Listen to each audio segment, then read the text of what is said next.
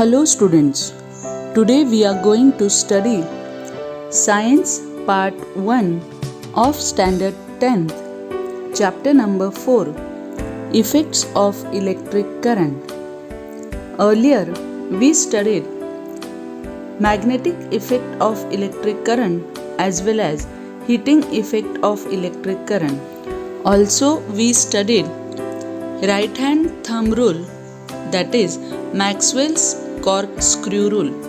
Today we are going to study Fleming's left hand rule as well as construction and working of motor. First we will see about solenoid.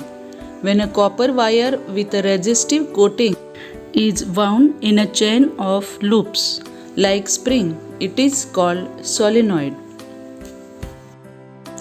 The intensity of the magnetic field within the solenoid is uniform everywhere. That is, the magnetic field in a solenoid is uniform. Now we will move on to the next concept, force acting on current carrying conductor in a magnetic field.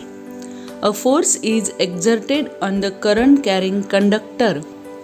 The direction of this force depends on both the direction of the current and the direction of the magnetic field. Fleming's left hand rule gives the direction of this force in the magnetic field.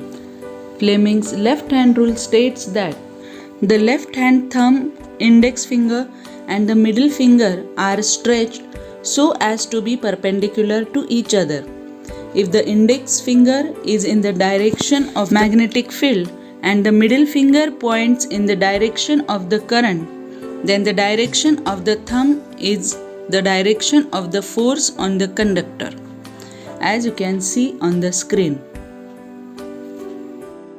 Principle of electric motor is based on Fleming's left hand rule. A device changing electrical energy into mechanical energy is known as electric motor. Around us in our day-to-day life, an electric motor is a boon. It is used in fans, refrigerators, mixers, washing machines, computer, pumps, etc. Now we will study how this electric motor works.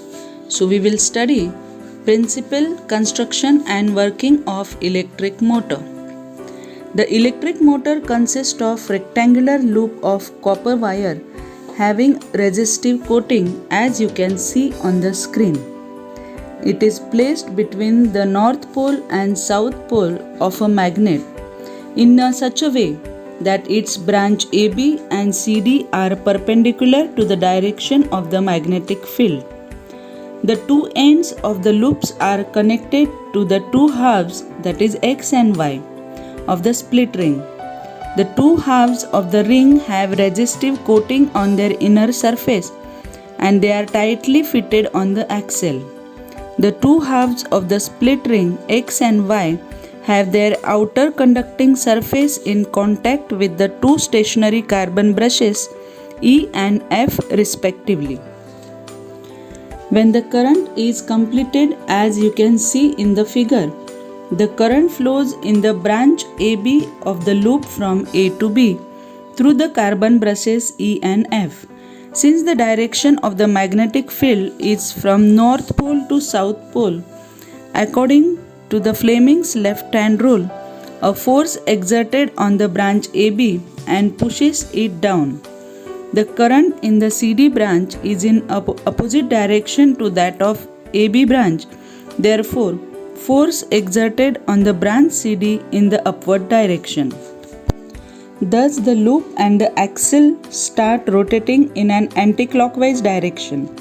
After half rotation, the two halves of the split ring X and Y come in contact with the carbon brushes F and E respectively, and the current in a loop starts flowing in the direction DCBA. Therefore, a force is exerted on the branch DC in downward direction and on the branch BA upward direction, and the loop continues to rotate in anticlockwise direction.